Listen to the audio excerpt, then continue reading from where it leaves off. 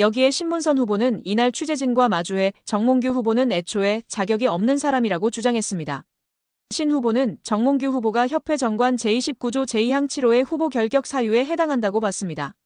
협회 정관에 따르면 사회적 무례의 협회나 대한체육회 및 그 회원단체로부터 징계는 받지 않았지만 임원의 결격 사유에 해당하는 유사 행위 등 그 밖에 적당하지 않은 사유가 있는 사람은 협회의 임원이 될 수 없다고 명시돼 있습니다. 신문선 후보는 정 후보가 문화체육관광부에서 발표한 협회 특정감사에서 중징계 문책 요구를 받았다는 사실을 짚으며 정 후보는 대한축구협회장 선거 후보자 자격이 없음을 스스로 인정하고 더 이상 회장 선거가 파행되지 않도록 결단 내려달라 요구한다.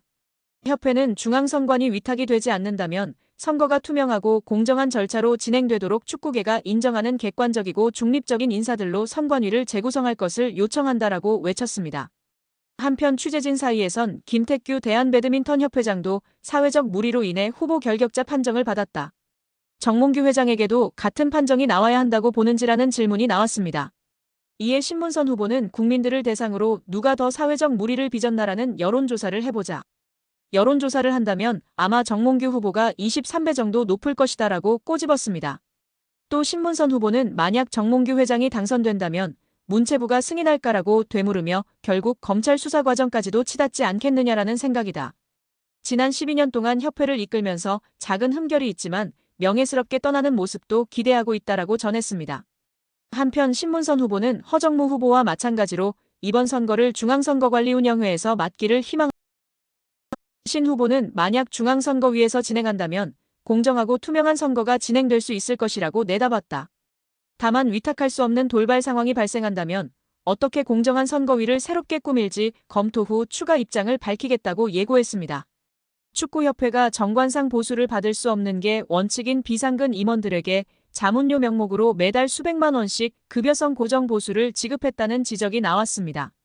보수를 받은 임원들 중에는 국가대표 출신 최영일, 장회룡, 하석주, 이동국, 이영표, 이천수, 김병지 등을 비롯 축구 해설가 한준희 씨가 포함됐습니다. 이 같은 내용은 지난 5일 문화체육관광부가 발표한 대한축구협회 감사 결과에 들어있는데요. 문체부는 홍명보 축구대표팀 감독 선임 논란을 계기로 축구협회 운영 전반을 들여다본 바 있습니다. 축구협회가 2021년부터 올해 8월까지 비상근 임원 44명 중 34명에게 지급한 보수는 모두 28억 원. 축구협회는 정관과 임원 보수 규정에 의하면 별도 계약을 체결한 경우 비상근 임원이라도 보수를 지급할 수 있다고 주장했습니다. 문체부는 자문계약 대상자 선정이나 자문료 책정 기준을 공정하게 마련하지 않은 채 방만하게 보수를 지급했다고 비판했습니다. 이 기간 축구협회에서 가장 많은 자문료를 받은 비상근 임원은 위르겐 클린스만 감독 선임 당시 활동했던 마이클 밀러 전 전력강화위원장이었습니다. 2023년 축구협회와 2년간 연 25만 달러, 약 3억 4천만 원을 받는 자문 계약을 맺었습니다. 그는 올해 2월 아시안컵 이후 클린스만 감독이 경질될 때 함께 사퇴했고 1년 2개월간 약 3억 5천만 원을 수령한 것으로 드러났습니다. 밀러 이후 전력강화위원장을 맡은 정혜성 위원장은 월 1,500만 원을 받는 자문 계약을 맺었고 2월 말부터 6월 사임할 때까지 7,800만 원을 수령했습니다. 문체부는 두 전직 전력강화위원장이 받은 자문료가 축구협회 임원 보수 규정상 자문료 한도를 초과했다고 봤는데요. 규정에는 분과위원장 자문료 한도를 연 1억 원으로 정하고 있는데 이를 어겼다는 것입니다. 축구협회는 밀러는 당초 협회 지도자 강사로 계약했다가 협회 필요에 의해 전력강화위원장으로 선임했기에 지도자 강사 보수에 준하는 자문료를 책정했으며 정혜성은 전력강화위원장 역할과 책임, 전임자들 자문료 등을 고려해 책정했다고 설명했습니다. 축구협회 전현직 비상근 부회장들은 월 250만 800만 원을 자문료 형식으로 받았습니다. 가장 많은 금액을 받은 이는 1998 프랑스 월드컵 국가대표 출신 최영일 부회장인데요. 그는 2021부터 2022년엔 월 600만 원씩, 지난해와 올해엔 월 800만 원씩 받아 올해 8월까지 2억 9,600만 원 넘는 돈을 지급받았습니다. K리그 인천과 중국 충칭 감독 등을 지낸 장회룡 부회장은 2023년 부임한 이후 월 800만 원씩 받아 총 1억 2,700만 원을 수령했습니다.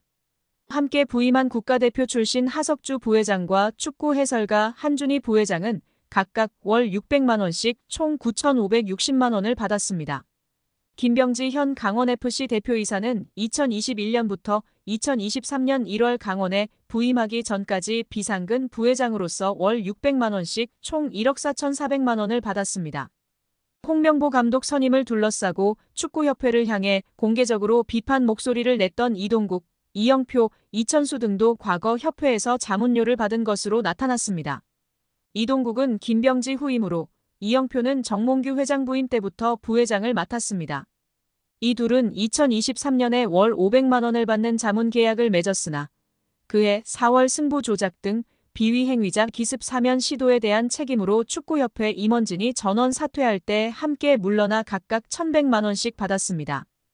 이천수는 2021년 2월부터 2022년 12월까지 축구협회 사회공헌위원장을 맡으며 월 250만 원씩 총 6천여만 원을 수령했습니다.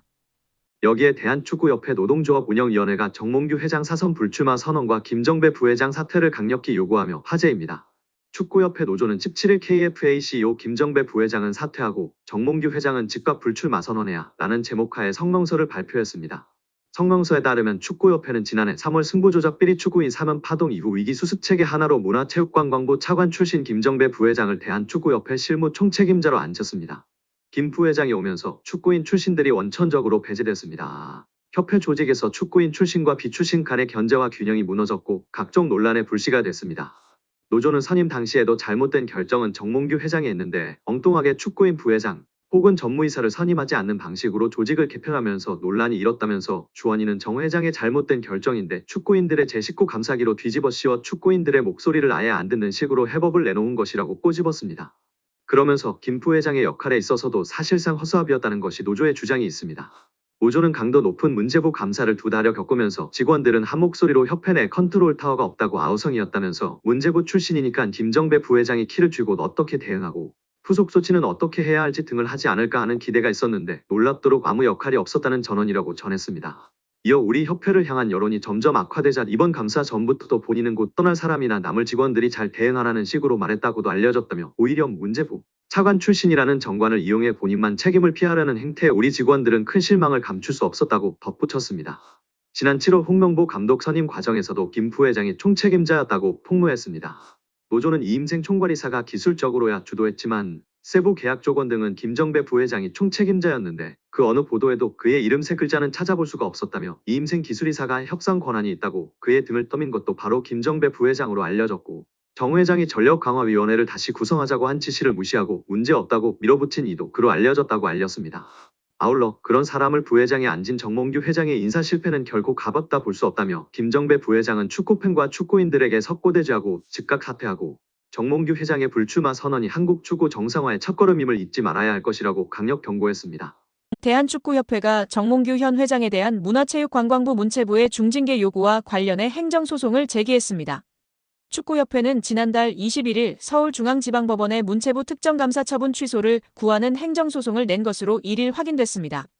문체부 처분에 대한 집행정지 신청도 포함됐습니다.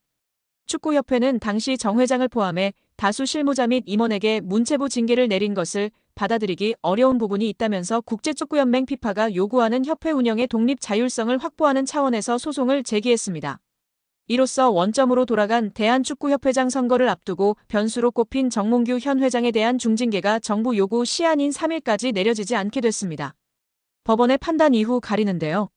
축구협회 스포츠공정위원회도 지난달 23일 회의를 통해 문체부 처분을 두고 소송을 제기한 만큼 판결이 나오기 전에 정 회장의 징계건은 유보하기로 했습니다. 축구협회 정관상엔 자격정지 이상 징계 처분을 받은 사람은 임원이 될 수 없습니다. 문체부 요구대로 중징계가 내려지면 정 회장은 이번 선거에 나설 수 없습니다. 그러나 축구협회가 소송을 제기하면서 정 회장은 후보 자격을 유지하게 됐습니다. 앞서 축구협회는 문체부는 감사 결과 발표에 이의 신청했지만 받아들여지지 않았습니다. 문체부는 이달 3일까지 정 회장에 대한 중징계를 요구했습니다.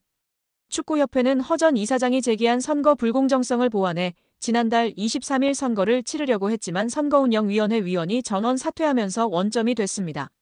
현재 선거운영위를 새로 꾸려 다시 선거 절차를 밟고 있는 상황입니다.